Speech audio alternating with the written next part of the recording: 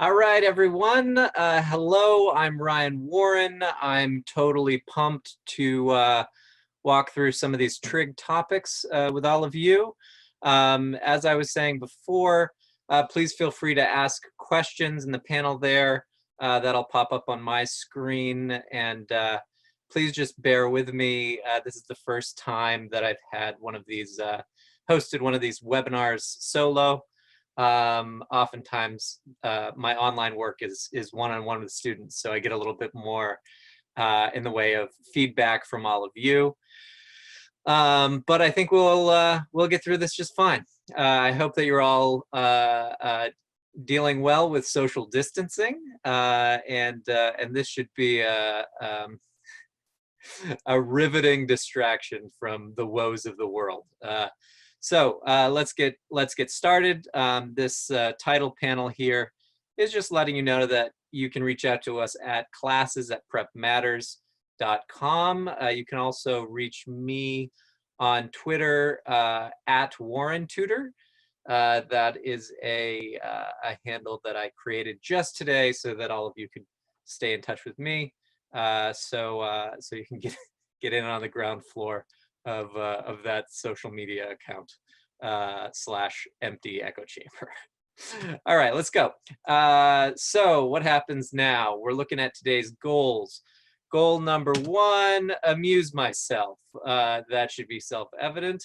I'm going to try to have a good time and share some of kind of my interest with these topics in a way that hopefully comes off as genuine as I intend it. I want you guys to be able to integrate big ideas along with some specific practical applications of sine, cosine, tangent, all the rest of that. So we're gonna sort of start really big and global, and then we'll get into all of the specifics of the topics. Share cool math, of course, and then cover all of these topics. Now, most of these will be covered in a fairly broad, sweeping way with 45 minutes to an hour that we've allotted here. We're probably not going to be able to get through all of the granular details of all of trigonometry, but I'm hopeful that we'll be able to pack in sort of several days worth of classroom sessions into this one lecture. One thing that you'll see as we go through is that I've sort of highlighted interesting topics that you might go and follow up on later. All right, so trigonometry, what are those topics? SOHCAHTOA, hopefully many of you have been exposed to the basics of this idea, but I want to kind of bring a new angle and shed some light on how the ideas are connected to each other.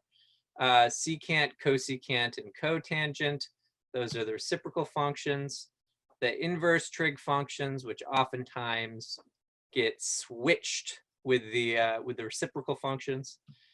Go through the unit circle really quickly, just describe kind of what these spatial relationships among the sides of one arbitrarily sized triangle have to do with circles at all, and then what that has to do with waveforms. What else? Basic trig identities. We did get through a few of those, or we hope to. Sinusoidal functions. We're probably not going to get into all of the transformations of trig functions as functions, but please follow up. Shoot me any emails with any questions that you have about any of these topics. All right, and then we're going to hit conics. We're going to get through circles and ellipses. We may not get through hyperbolas today. They're fairly uncommon, and I wanted to spend the bulk of our precious time together on the trig topics that come up most frequently in math classes, and also they are topics that you'll see on standardized tests. If you go in and you take the June SAT or ACT or another test this summer. All right, let's get started. Why is it called sine? This is a question that I get oftentimes from students. Many math ideas are named with language that we see in other areas of our lives. So we may be familiar with exponential growth of populations, or say viruses and bacteria and so on. But if we have if we have functions, that's something that's used in other places, stretch, multiply, etc. But sine seems to be this kind of weird word that just enters our vocabulary sometime in between geometry and pre-calculus. So the study of triangles goes back a good long way. In the ancient Near East, there were tablets that were found from, as you can see, a good while ago, almost 4,000 years ago, and I guess what the sort of table that you can see there with the cuneiform is, this isn't all going to be like this, I promise, is sides of triangles that make Pythagorean triples, right? And no one really knows how the heck they figure this out. So I think that's pretty cool. And I just want to kind of emphasize the fact that these ideas are really, really old, and many different cultures have found them useful. So that tablet is called Plimpton 322.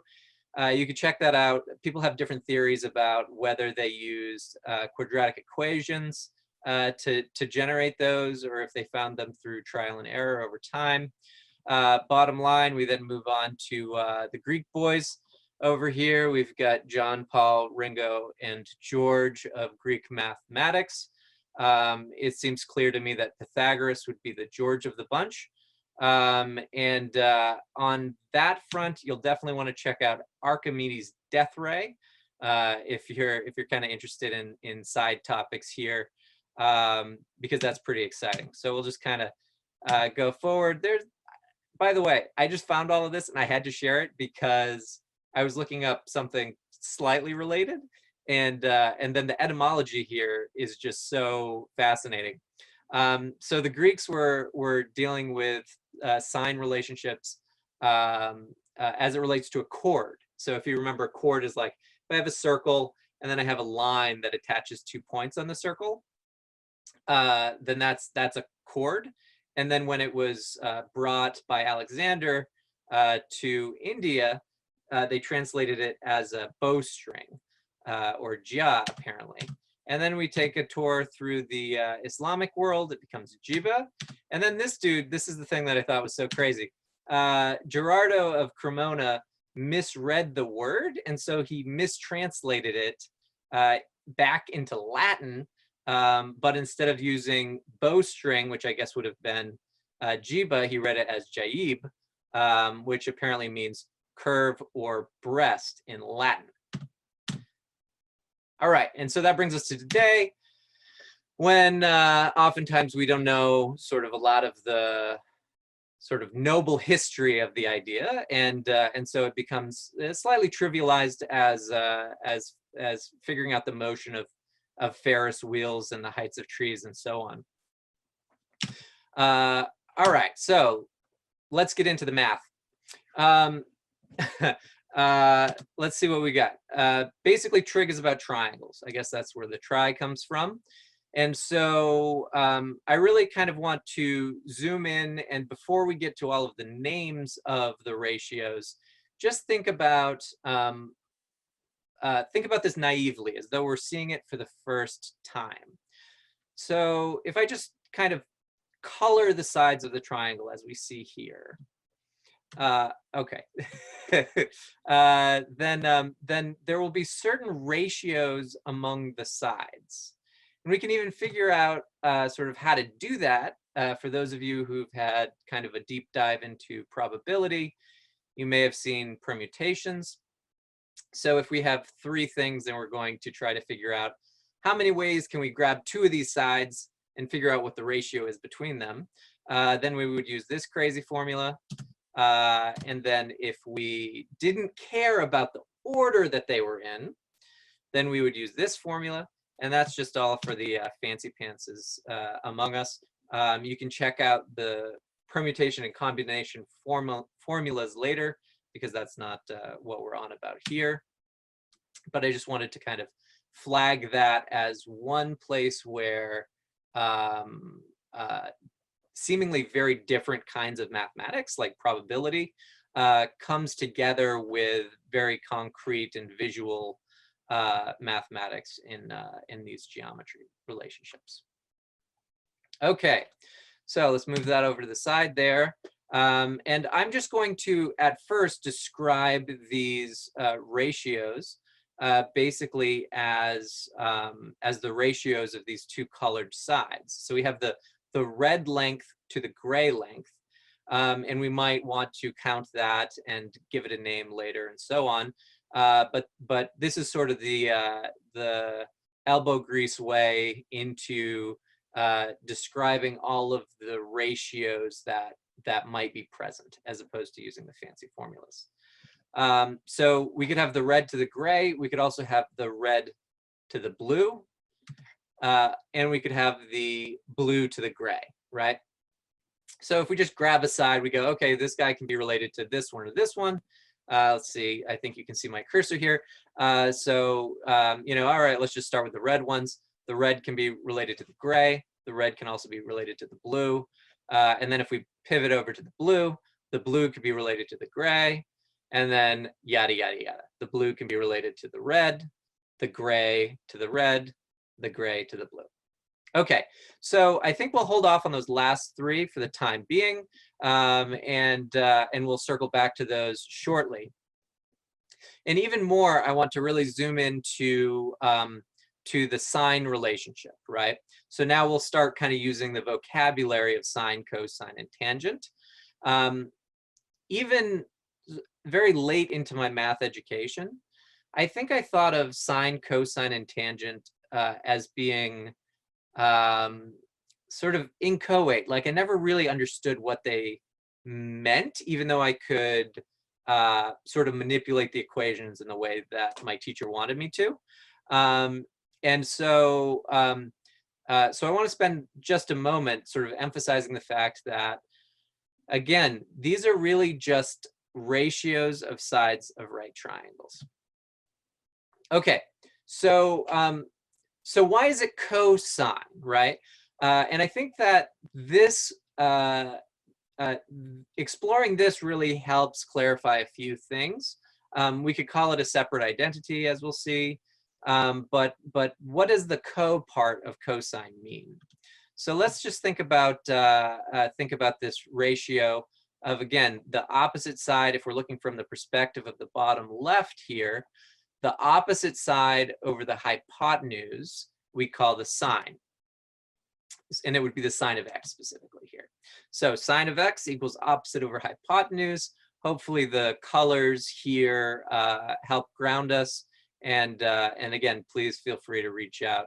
If I'm going too quickly, if I'm going too slowly, we're just getting to know each other here. I'm just getting used to the sort of tech components. So feel free to jump in and give me feedback. So the sine of x is going to be this opposite side over the hypotenuse. And that's all that sine of x means. Now, if we turn the triangle, and instead of looking at sort of the ratios from the perspective of this vertex that's now kind of hovering in the air, if we look at the ratios from down here, right? If I think about what the sine of that angle is, if we were looking at opposite over hypotenuse, now, you know, when we call this guy y, the sine of y is now going to be this blue side over the gray side.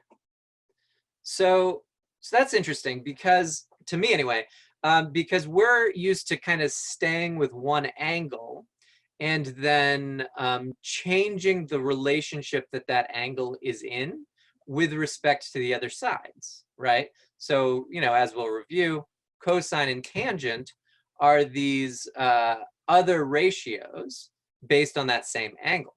But another way to look at this is if you hold that ratio, if you hold that relationship in place, and then you change the object that you apply it to. So instead of having the sine of x being the opposite over the hypotenuse, which was the red to the gray, if we change perspectives and we look at the triangle from the vantage point of y, now the sine of that is going to be this different relationship. It's going to be the blue to the gray. All right, so if we return this guy to his usual sort of standard position, I suppose, we see that the cosine is really, and this probably should have been on the previous panel, but the cosine is that blue to gray relationship that we saw. So to make this explicit, what co means is the complement. The cosine is the sine of the complement. And that was written in, I think, probably Latin, like 300-400 years ago. And it became sort of standard notation for Newton and all of those mathematicians of the Enlightenment. So if we look from the vantage point of x, cosine, as I've written here in the middle, is the adjacent over the hypotenuse. But if we looked back up here at this guy that we were calling y earlier, the sine of y would be that blue over the gray, the opposite over the hypotenuse. Okay, so here we just have SOHCAHTOA as a reminder. Sine of x is going to be the opposite to the hypotenuse. Cosine of x is going to be the adjacent to the hypotenuse. And the tangent of x is going to be the opposite side to the adjacent side. Now, those are really the three primary trig ratios that you're going to need to care about. And if we wanted, we could, for example, let's see if I can figure out how to write on this guy. Let's see, we could say, we could solve. So we could say, all right, if this guy, if x equals, 23 or what have you, and this opposite side here is 8, right? How we might set up an equation to solve for some missing side, like let's say this hypotenuse equals n, and we got to figure that out because we're going to need to order some cable to connect the top of the telephone pole to the ground, and we need to know how long to cut that cable before we bring in the ladder truck. I don't know, something like that. So triangles come up once in a while in the real world. So if we wanted to solve for that n value, what we would do is we would take our triangle, we would want to probably label it. So this would be the opposite side here. This one we call the hypotenuse because that's across from the 90-degree angle always. And then just a word of kind of tactical advice, I always label the adjacent side last. Otherwise, it can be really easy to get it confused with the hypotenuse, especially if we spin this triangle around and we have it in some kind of an unusual shape or rotation. So once I've labeled the sides, what I would want to do is maybe even write out SOHCAHTOA, right? To remind myself, okay, this is the opposite to the hypotenuse. This is the cosine is the adjacent to the hypotenuse. Tangent is the opposite to the adjacent. Hopefully I'm kind of repeating this stuff to help it sink in for us. So I know now, here's sort of like an interesting little diversion. Oftentimes with math, we're kind of working from the information we know to the information that we want to know.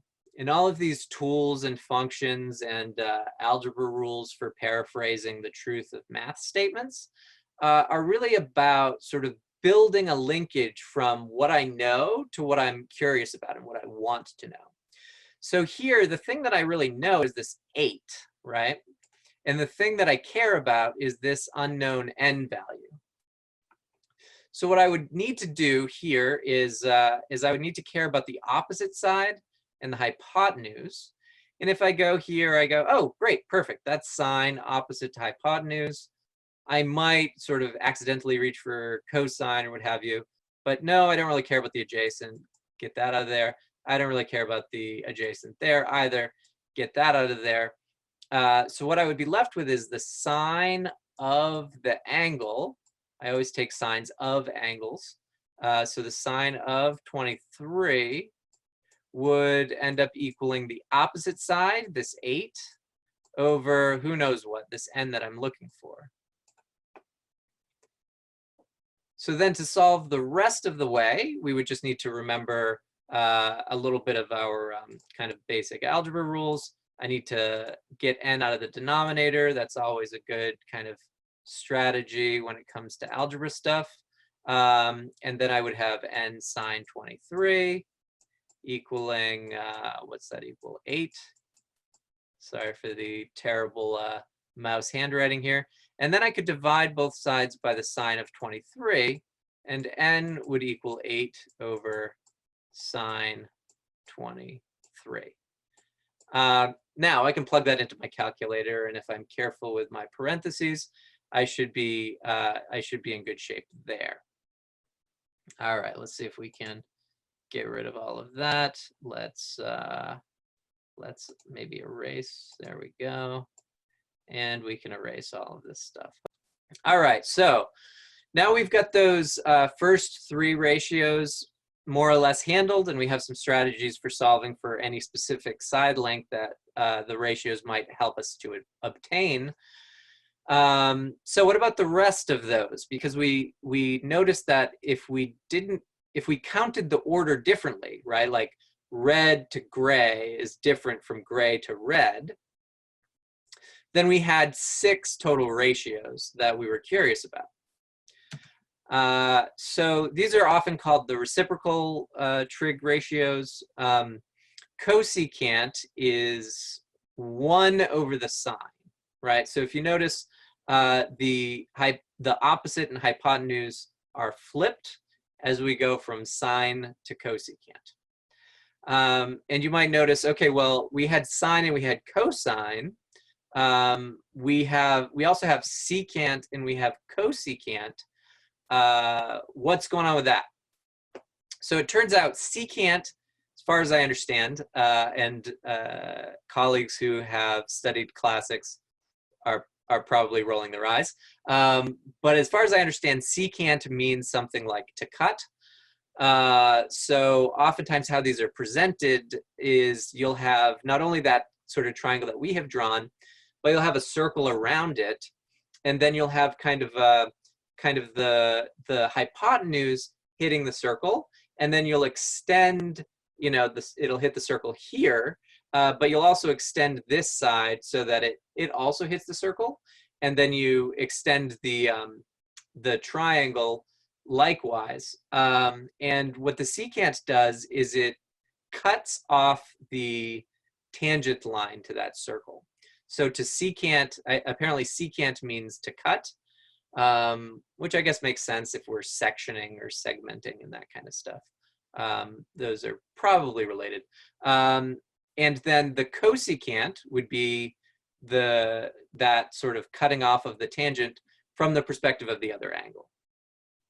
So you can kind of look that up, and you can see sort of some really nice animations that people have put together. I had hoped to do a few more, but hopefully this will be at least your money's worth here.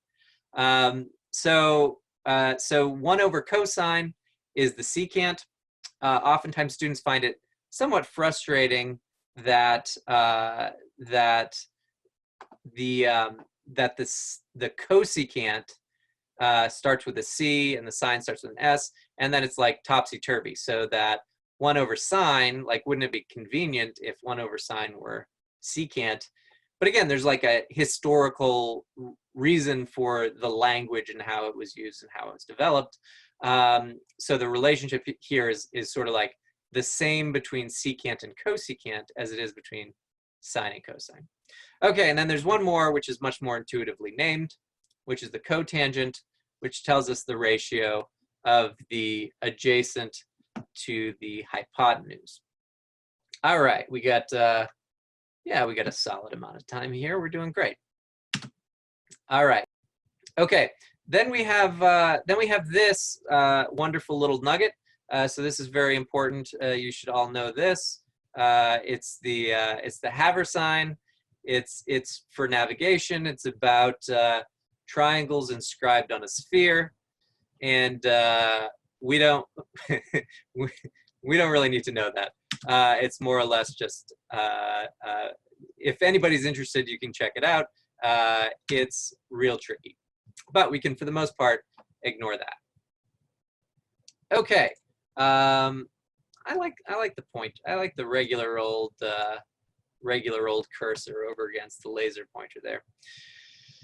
Now, as with any kind of relationship between values in mathematics, we can think of these ratios as functions.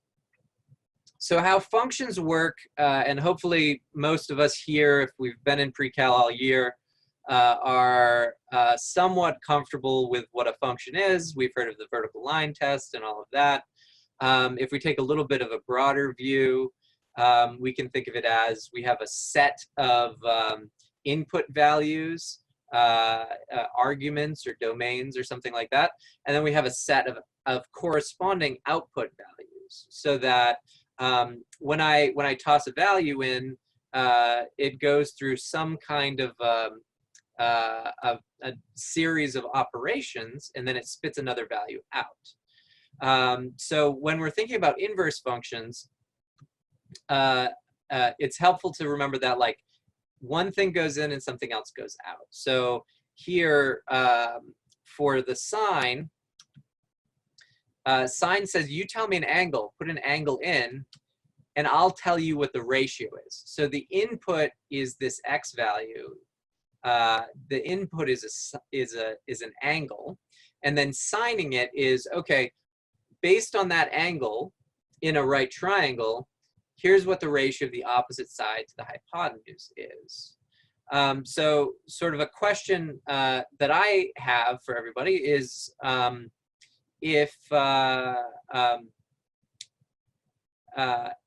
do I know that the sine of a given angle is always the same, right?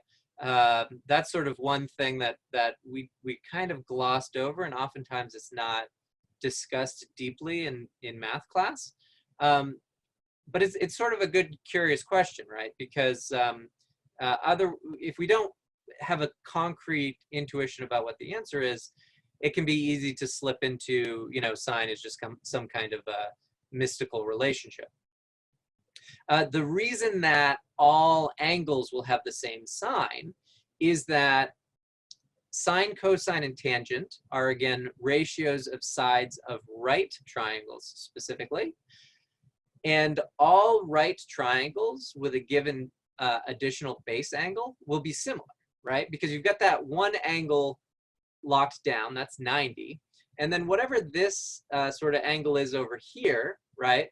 That angle, no matter how big the triangle is, if that angle is fixed and this angle is fixed, then we're going to have angle-angle similarity between all of the triangles. So that's why this kind of works on any kind of scale, is that for a given x value here, for a given angle, we're always going to spit out the same ratio. Okay, inverse functions kind of work in the opposite way. Now, if you haven't talked about inverse functions, or you haven't talked about them lately in class, I really think it's a very core concept that can be introduced far earlier than it usually is. So when we are taught to sort of solve basic algebra questions, you know, we might have something like 2x equals 18. And then we're taught, oh, well, you kind of need to see what's happening to x and then undo it, right? So 2x is 18. If we divide both sides by 2 to, quote, solve for x, what we're kind of doing is applying the inverse function, right? We're saying, what's happening to x, and how do we make that unhappen? To put it in kind of a weird, but I think curiously intuitive way. So, so we undo whatever the function is doing. If the function is doubling, we're halving. So when it comes to sine, cosine, and tangent, the inverse function, instead of being given an angle and spitting out a ratio, it's going to take a ratio in, you tell me the ratio, and then I'll spit out the angle. So earlier we were solving for a third side of triangles back here. If we can just go back so we can get a triangle in here. Earlier we were solving for the third side or solving for a second side based on a side and an angle. Another thing that we can do is if, for example, bear with me, if, for example, we know that the, let's go with one we know. If we know that this red side is 1 and the hypotenuse is 2, right? We can ask, okay, again, you know, what do I label these sides? This is the opposite side. This is the hypotenuse. This is the adjacent. I always label it last. So the opposite over the hypotenuse is 1/2. We can ask, what is the angle that gives me a ratio of 1/2? So instead of this time putting in the angle x, we're saying, assume that we don't know what x is, but it's this right triangle that's sitting here, and this is what the ratios of these two sides is.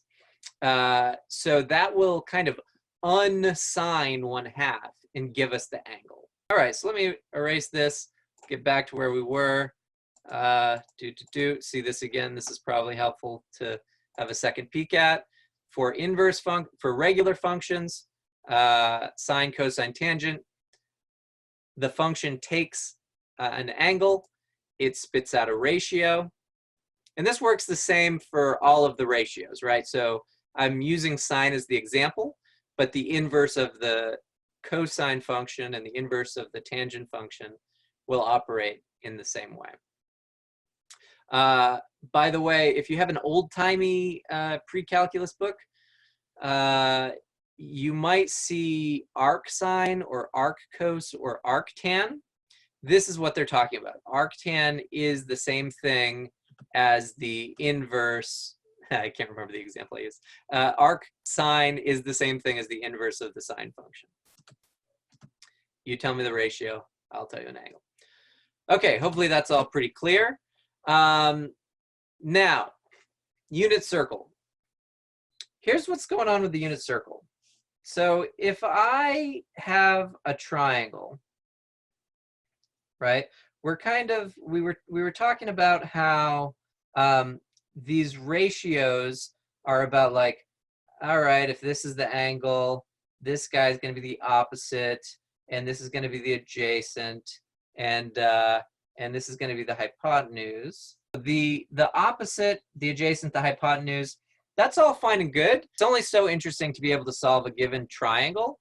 And so what the unit circle does is it says, all right, let's just assume that the hypotenuse is 1, and then we're going to be curious about what happens to these ratios as this angle here increases. So we start here along the positive x-axis. That's sort of standard position, it's frequently called. We're going to spin this hypotenuse around the origin, and we're going to think about what happens to this opposite side relative to this hypotenuse of 1. What happens to this adjacent side relative to this hypotenuse of 1?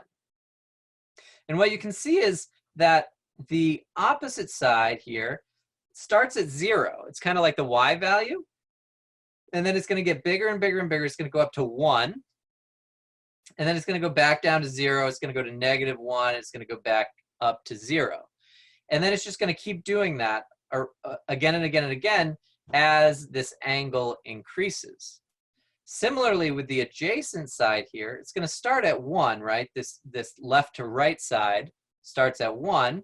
And then as I kind of make my way around the circle in this direction, it's going to be, I'm going to end up with these other little triangles here, this guy, and this guy, and so on. The x value, the left to right, the base of these triangles, is going to get smaller and smaller and smaller. Here it's going to be 0, and then it's going to be negative until I get there, and then it's going to get bigger until it gets to be 0 again. We're looking at the x value, and then it's going to increase until it gets back to 1. All right, so let's hop back up here. So the red line there, that height, that x value, is the opposite side. And then the ratio of the opposite to the hypotenuse is just going to equal the sine, because we set that hypotenuse equal to 1. All right, so as we kind of make our way around the unit circle, oftentimes teachers will ask us to remember the sine and the cosine for specific angles. So this image here is basically just showing us, all right, at 30 degrees, which is the same as pi over 6 radians, the x value of this point on the unit circle will be √3 over 2, and that'll be the cosine. And then the y value of this point will be 1/2, and that will be the sine of 30 degrees. We can investigate all of those points. Now, while teachers often want us to remember all of the individual details, what I would recommend is committing to memory 2 special triangles, which if you know them, you can figure out any of the rest. So the first is a 30, 60, 90, and the second is 45, 45, 90. So you can look those up, but the ratios are as follows. For a 45, 45, 90, boop, boop, boop, terribly drawn. Okay, there we go. So that's going to be 45 degrees. These two sides are always the same. And this side is always multiplied by √2. So if the side length is 1, then to get to these sides, we would just divide by √2. So we've got, 1 over √2, that's the same as √2 over 2, which we can talk about on our exponents talk in a few weeks. Again, everything's connected. And then the other one is if we have 30, 60, 90 triangles, whoa, there we go, then this is going to be, again, this was 45, 45, 90. This guy's 30, 60, 90. I've drawn 30 degrees in the top here. The opposite side here, this x value, is going to be 1/2 the hypotenuse, and this third side is x √3. So if you know these 2 triangles, then this here is the first one of them, and then 45, 45, 90, and then this is that same triangle that we started with, but it's flipped the other way, right? And then you just need to know these these end points here, and you've got the whole thing covered. All right, so, and this might be evident based on kind of what we've been chatting about, swinging that hypotenuse of 1 around the unit circle and measuring the height of these points as we go along, and that's going to track the sine curve. So we start, and that height is 0. It goes up to 1. It goes down to 0. It goes to -1 again and again and again. Just keeping an eye on time here. We're doing fine. For the cosine, we're looking at the left to right portion of these triangles. It starts at 1, it goes down to 0, it goes to -1, etc. Boom, just like that. You'll notice they bear quite a resemblance to each other. The symmetry of a circle is going to kind of make this the case. So if we rotated the circle 90 degrees, you wouldn't even be able to tell, right? But if we did that, then the cosine would basically be where the sine is, and the sine would be where the cosine is, right? So if we shifted everything 90 degrees, then the sine would look like the cosine. And you can kind of see, all right, well, on the sine, we're saying there's an imaginary axis here. The sine and cosine curves are displaced just 90 degrees. So here we start at 0, whereas here, if we drew the axis in, whoops, goodness gracious, errors abound. Whoop. Eraser, here we go. One more time with the pen, third time's the charm. So if we look at this cosine curve, that should start with 1, we were saying. So that'll start right here at the tip top, and then go down to 0 here at 90 degrees, and to -1 at 180. Okay, a few quick identities that become evident as we kind of tell ourselves this story about the unit circle. So we've got a squared plus b squared equals c squared. That's going to come up again in a few moments. It's quite popular as far as math formulas go. There's the old yarn about the only two things you learn in high school are a squared plus b squared equals c squared, and that the mitochondria is the powerhouse of the cell. Hopefully that's not entirely true, but I suppose for many that might be the experience. Okay, this tangent guy is kind of getting ahead of himself. I should have hidden that at the outset.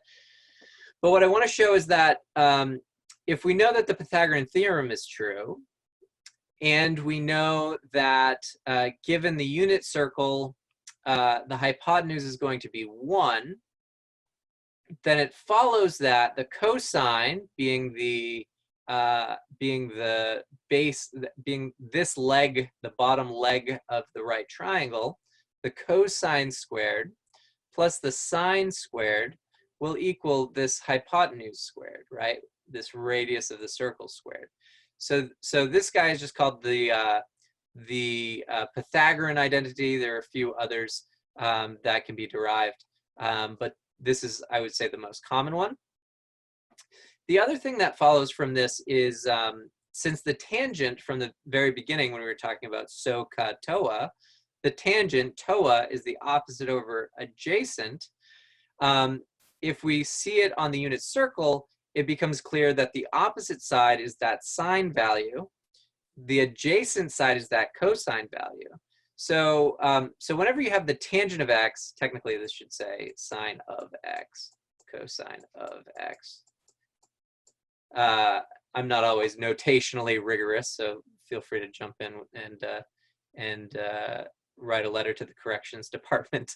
So we've got sine of x over cosine x equaling the tangent of x, along with the Pythagorean identity there. Okay, very similar to the last slide. Oftentimes trig is talked about a little earlier in the year than our conics, and some classes don't even get to conics. I've talked to a lot of students who are in calculus, and they may have seen the circle formula, but they haven't gotten much farther than that. So circles are about distance. At least one definition of them, and the one that I think is most helpful here. So if you think of how a compass works, and I'm going to hazard, perhaps foolhardily, trying to draw again by hand. If you set the distance equal to something, and then you just spin it, what you're doing is you're drawing all of the points that are the same distance away from the center, right? So I just used my thumb to like lock in this value, and then I said, draw this point, draw this point, draw this point, draw this point, etc., all the way around. And hopefully that looks kind of familiar from our sine conversation, that how I would find where that distance is the same would be where the distance sort of left to right squared plus the distance up and down squared equals this radius squared. You know, so we call it ABC or ABR, something like that. Whoops, are we upside down? There we go. Not too bad. All right, so hopefully that's relatively clear. Circles are about distance. All points equidistant from a given point is a solid definition of a circle. Okay, now we'll put my ugly mug back up here. Great. So let's see how that cashes out when we get to this stuff. All right, so we're just going to now put a circle at an arbitrary center. We'll call it HK, right? So with the blue, I'm dealing with kind of the left to right values. In fancy talk, the X values. The up and down we'll call K. And we have a label on that center of the circle here, HK. So we also have a point on the circle, XY. Now, how the Pythagorean theorem relates to the fancy looking circle formula is that when I have this A value, this base, that's really the difference between this X value and this X value. So we can call that X minus H. This height here is really going to be this y value of the point on the circle minus this y value of the center of the circle. So that's really going to be y minus k. And so if we just put x minus h in for one of the legs of that triangle and y minus k in for the other leg, we get pretty quickly from the Pythagorean theorem the way to describe circles in a plane. And one application of this is if you have, when coding video games, as I understand it, the programmers, instead of sort of writing equations for the shape of a sword or a spear and a person's head or whatever, right? Instead of writing those as like elaborate equations with all of the curves of real life stuff, what they'll do is they'll just say, all right, imagine that the tip of this sword is a sphere, because it's a really simple formula. In 3 dimensions, it'll be a sphere. Let's just kind of do old school. So just imagine the tip is a circle, and then it says, imagine that. Well, let's not be gruesome. Let's say instead we're cutting up an apple, and let's imagine that this apple is a sphere. If there's any points that are in common between the circle that is the knife and the circle that is the apple, then you know, chop the apple. So this comes up quite a bit, and these are really the things that we can do with this curve, right? Because this circle is so simple, we can move it up and down, we can move it left and right, and we can make it bigger or smaller. The h value is the center of the circle, and so so if I subtract 10 from x before squaring it, that's going to move the circle to the right 10 units. And again, we have that kind of counterintuitive formula with negatives in it, right? That kind of makes everything goofy-footed. So you may remember this from parabolas. If you have the vertex form, you're going to be shifting the x value. You know, oftentimes it's the same notation, h and k, for the vertex. You're going to shift the x value h units, the y value k units. Here, both h and k are subtracted from the variables x and y. The only other thing we can really do is make the circle bigger and smaller by toggling the radius. So let's get rid of all of that ink. And let's just think about what else we might do with curves in general. So typically with curves, we have those things. We can move things left, right, up, down. But we can also stretch them, right? We can stretch them left to right. We can stretch them up and down. Whereas here, the radius kind of locks the aspect ratio, right? If you've done any sort of design software or played around with Google Slides or some such, or Photoshop or what have you, oftentimes the left and right and up and down are kind of locked together so that you don't distort the image and make it look stretchy and weird. But with functions, we're accustomed to having an a value at the beginning of our parabola, or at the beginning of an absolute value function or something that can kind of stretch things. So if we stretch things, though, what we end up with is not a circle anymore. So what we will end up with is an ellipse. And if we take a look at this, this will be kind of the last topic that we really dig into. But I do want to put a note in for a treatment of ellipses on the YouTube channel 3 Blue 1 Brown. And if you haven't heard of this guy, he's really phenomenal. His name is Grant Sanderson. And Grant Sanderson has a really cool piece on why slicing a cone gives an ellipse. So I might just touch on that for just a moment at the end. But if I forget, you might check out Why Slicing a Cone Gives an Ellipse by Grant Sanderson, 3 Brown, 1 Blue. He also has a related piece on Feynman's Lost Lecture, which I kind of understood, but I'll have to revisit it a few more times. He does really amazing math work and animations and so on. Highly recommend. Okay, so, well, I guess my computer has told me it's time to move on here as I'm making errors. I think I want to go back from there. All right, so in order to sort of unlock the radius from keeping everything proportional, what we want to do is divide both sides of the circle curve by r squared.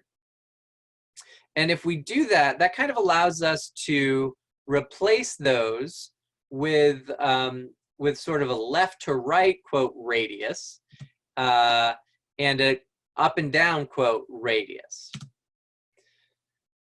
So we divided both sides by r squared. And then it was sort of like radius 1 and radius 2. That's kind of how I think about it. And then we just gave those different names, right?